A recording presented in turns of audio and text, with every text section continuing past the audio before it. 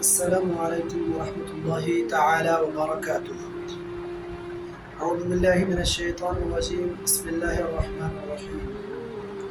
قل إن صلاتي ونسكي ومحياي ومماتي لله رب العالمين. اے نبی صلی اللہ علیہ وسلم، آپ فرما دیجئے کہ بے شک میری نمازیں اور میری قربانیاں، میری زندگی اور موت سب اس رب کے لیے ہے جو سارے جہانوں کا پالنہار ہے۔ برادران اسلام، عزیزان ملت،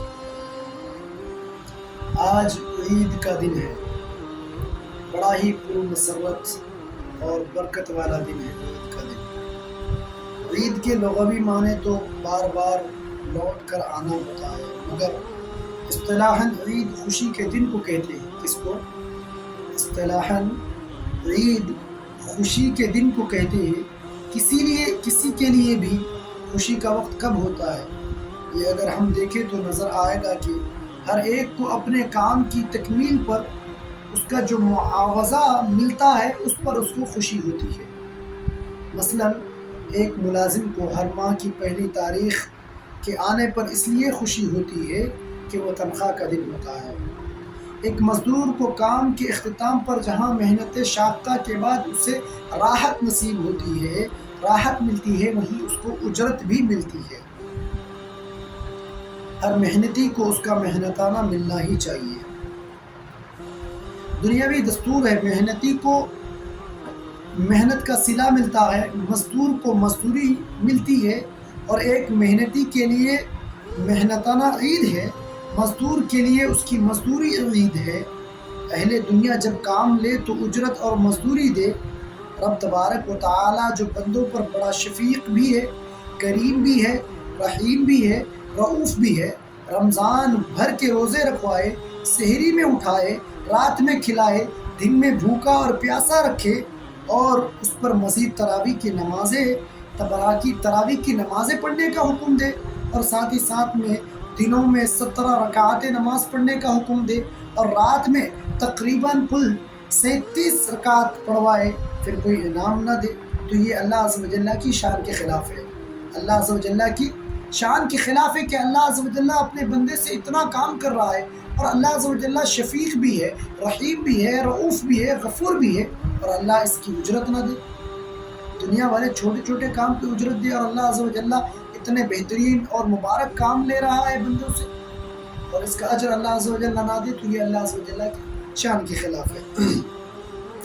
عید الفطر کی صبح کا وقت ہوتا ہے، اللہ عز و جل فرشتوں سے کلام فرماتا ہے اور پوچھتا ہے، اے فرشتوں بتاؤ، جس شخص نے محنت مزدوری کی ہے اس کی مزدوری کب دینی چاہیے؟ اللہ اکبر۔ فرشتے عرض کرتے ہیں، اللہ عالم، اللہ ہی سب سے زیادہ جاننے والا ہے، اللہ ہی بہتر جانتا ہے۔ رب فرماتا ہے کہ مزدور کی مزدوری اس کا پسینہ سوکھنے سے پہلے دینی چاہیے، اور آج دنیا کا دستور ہے، پسینہ نکل جائے تاخیر ہو جاتی ہے، مزدور کو اس کے وقت پہ مزدوری نہیں جاتی ہے، اور کہ ہر شے کا حساب دینا ہے، اس لیے کبھی بھی مزدور کی مزدوری کو آپ روکے نہ، بلکہ اس کا کام جیسے ہی ہو جائے آپ اس کو ترنت اس کی مزدوری دے دیں، اس کا پسینہ سوکھنے سے پہلے آپ اس کی مزدوری دے دیں، کیونکہ رب فرماتا ہے کہ مزدور کی مزدوری اس کا پسینہ سوکھنے سے پہلے دینی چاہیے۔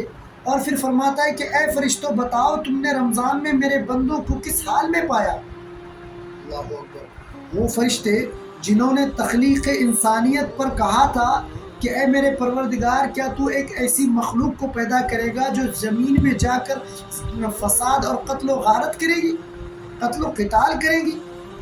آج اسی قوم کے حق میں یہ فرشتے گواہی دیں گے، آج اسی قوم کے حق میں یہ فرشتے گواہی دے رہے ہوں گے کہ اے ہمارے رب، ہم نے انہیں روزوں میں پایا، ہونٹوں پر خشکی پائی، آنکھوں میں آنسو پائے، ہم نے دیکھا کہ ان کے پاس کھانا پینا رکھا ہوا ہے، سب کی نظروں میں پوشیدہ ہے، اگر کھا پی لے تو تیرے سوا کسی کو پتہ چلنے والا نہیں ہے، صرف تو ہی جانتا ہے کہ وہ کھا رہا ہے، لیکن مگر انہوں نے نہ کھایا نہ پیا، نمازیں پڑھی، پوری تراویح پڑھی، اے رب ہم نے ان کو کبھی تسبیح میں پایا، کبھی تحلیل میں پایا، ہم نے دیکھا کہ نماز عشاء کا وقت ہے، کوئی مسجد میں جو ہے نمازیں پڑھ رہا ہے، کوئی مسجد میں قرآن کی تلاوت کر رہا ہے، کوئی مسجد میں تحلیل کر رہا ہے، کوئی مسجد میں کلمہ طیبہ کا ورد کر رہا ہے، کوئی سبحانہ ذی الملک والملکوت کی تسبیحات پڑھ رہا ہے، کوئی تجھ سے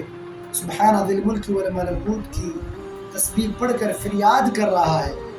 رب فرماتا ہے تو پھر سنو، تم گواہ رہو، مجھے اپنی عزت کی قسم، مجھے اپنی عزت و جلال کی قسم، میرے بندے نماز عید کے بعد ابھی گھر لوٹنے بھی نہ پائے کہ اس سے پہلے میں ان کی مغفرت کا اعلان کرتا ہوں، اس سے پہلے میں ان کی مغفرت کا اعلان کرتا ہوں۔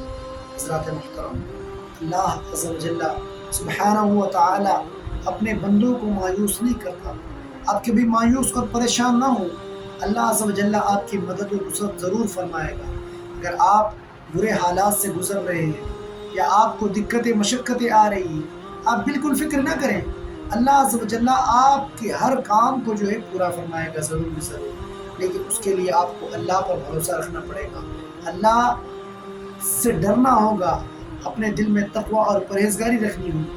اللہ فرماتا ہے وَمَن يَتَّقِ اللَّهَ يَجْعَل لَّهُ مَخْرَجًا، جو اللہ سے ڈرتے ہیں، جو اللہ پر بھروسہ کرتے ہیں، اللہ ان کو کبھی مایوس نہیں رکھتا، اللہ ان کے ہر کام کو پورا کرتا، اللہ ان کے لیے راستے نکال دیتا۔ حضرات محترم، جب آپ کو اللہ عز و جل نے یہ مبارک مہینہ دیا، اس مبارک مہینے میں آپ عبادتیں کیے، نمازیں ادا کیے، ساری چیزیں کی، چاہتے تو آپ نہ بھی کرتے، چاہتے تو آپ لوگوں سے چھپ کر کھا پی سکتے تھے، لیکن آپ نے نہیں کیا۔ اللہ کی رضا کے خاطر روزے رکھے، نمازیں پڑھی، نماز تراویح ادا کی، تسبیحات پڑھی، اور اس کا اجر اللہ عز و جل نہ دے، یہ ہو نہیں سکتا۔ کیوں؟ اللہ عز و جل کریم ہے، رؤوف ہے، اللہ عز و جل اپنے بندوں پر بڑا مہربان ہے۔ روایتوں میں آتا ہے کہ ایک ماں اپنے بچے سے بے شمار محبت کرتی ہے، لیکن وہی حدیث پاک میں آتا ہے کہ اللہ عز و جل اپنے بندے سے 70 ماؤں سے بھی زیادہ محبت کرتا ہے۔ اب ذرا غور کریں کہ ماں ناراض ہو جاتی ہے تو ماں جو ہے پھر بار بار جو ہے بچے کو اپنی طرف بلاتی ہے کہ میرا بچہ ناراض ہے، کھایا پیا نہیں۔ اب بتاؤ، اسی محبت کو اگر 70 گنا زیادہ بڑھا دیا جائے تو اللہ عز و جل اپنے گنہگار بندوں کو کیسے خالی چھوڑے گا؟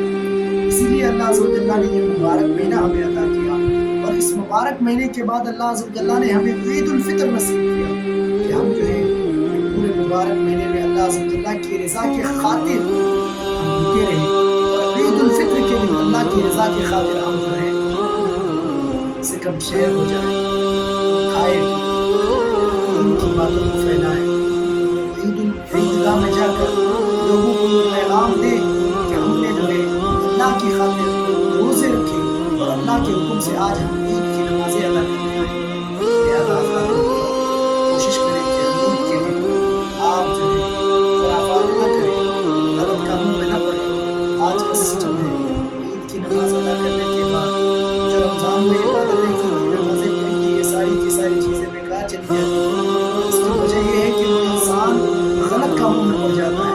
جیسی عید کی نماز ختم ہوتی ہے اس سنیما ہالوں میں چل جاتا ہے، فلم دیکھنے چل جاتا ہے، اسی طرح دوستوں کے ساتھ پکنک میں چلا جاتا ہے، اسی طرح عیاشی کرنے لگتا ہے۔ حضرات محترم، اصل میں عید اسے نہیں کہتے، عید تو حضرت عیسیٰ علیہ نبی علیہ السلام کی سنت ہے۔ حضرت عیسیٰ علیہ نبی علیہ السلام کی اللہ عز و جل نے مدد و نصرت فرمائی تھی۔